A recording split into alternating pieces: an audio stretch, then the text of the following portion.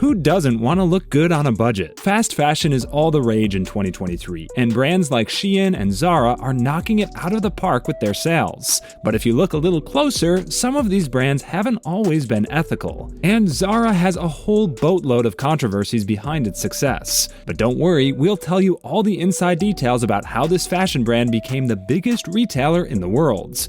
So let's take a time machine back to when Zara was first made. Zara's humble beginnings.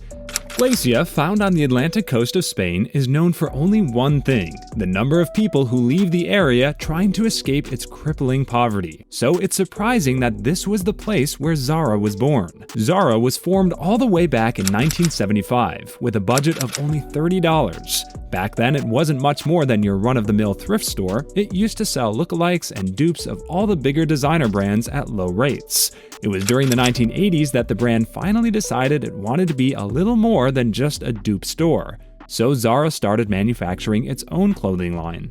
Ortega, Zara's owner, changed the plan entirely. He wanted to respond to new fashion trends in a snappier manner. He called it instant fashion.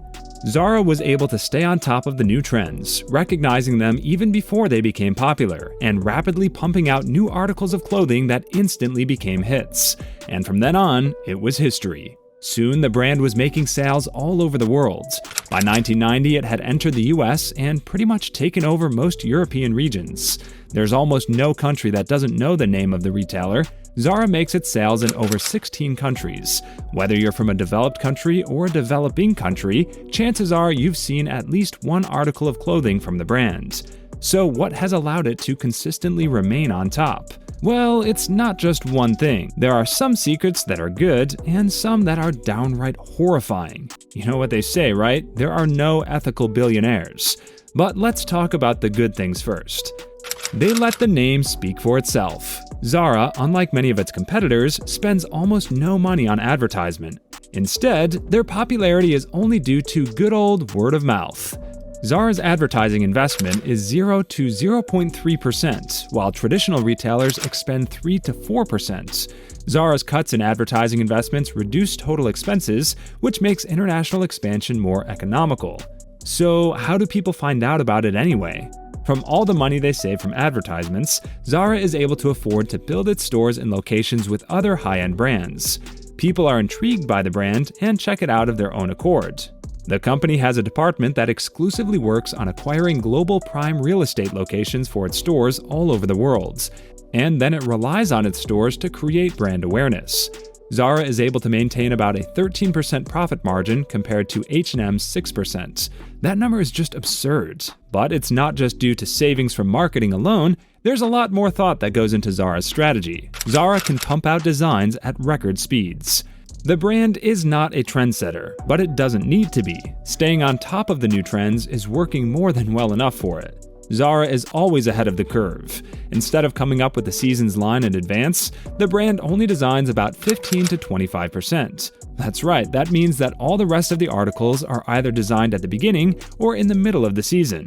Out of the 10,000 styles that Zara launches every single year, about 8,000 are designed sometime during the season. When you consider that both H&M and Gap produces about 2,000 to 4,000, that number just sounds even more absurd. Every single person on its design team is responsible for creating multiple designs a week. It can pump out the latest hit styles without any delay, and it's almost guaranteed that its shelves will be getting sold out by the end of the day. They really put the fast in fast fashion, and that paid off with a mountain of golds. But you might be thinking, what are they going to do with so many designs?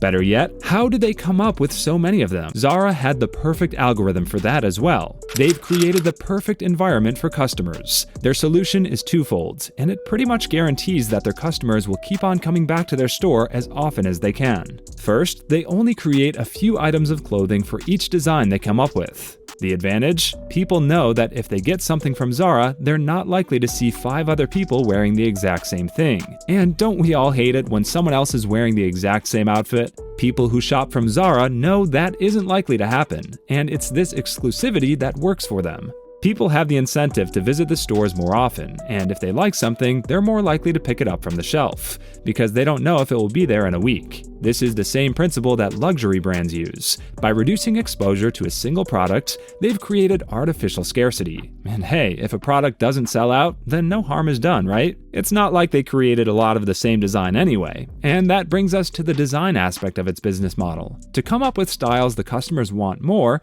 Zara is constantly asking them for feedback. There's a pretty great story about how much Zara cares about customer feedback to create products.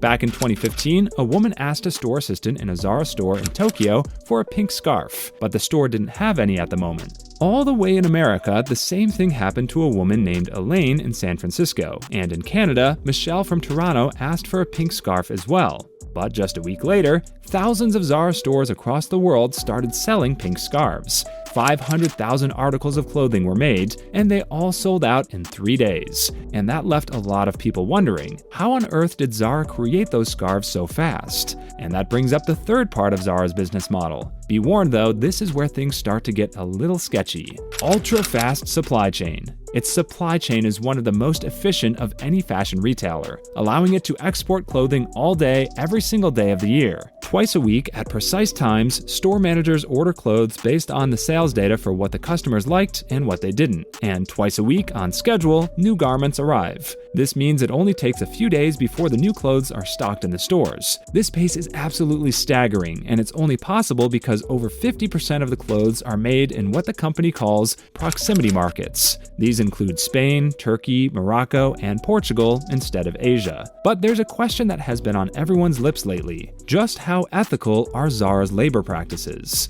There's been a lot of allegations against them about forced labor and slave labor practices in many of these proximity markets. Workers in Brazil are forced to work in cramped workshops. Those in China are basically working under modern-day slavery. And then we have the case of Turkey. The people of Turkey had grown so desperate in their complaints against the company that they had started to sew pleats on the inside of the clothes just so that the customers would be able to know what was going on behind the scenes. The workers in Turkey had not been paid a single dime for all their efforts. The factory that had been supplying Zara and other fashion retail giants was called Bravo Textile, and is still yet to pay off the wages and payments of over 140 workers. Seems marketing isn't the only thing the brand saves money on. Conclusion: fast fashion is exclusive, it's stylish, and most importantly, it will save you a lot of money. If there's anything that proves its effectiveness, it's Zara's massive success. It has gone from a $30 budget thrift store to a billion-dollar industry that everyone knows.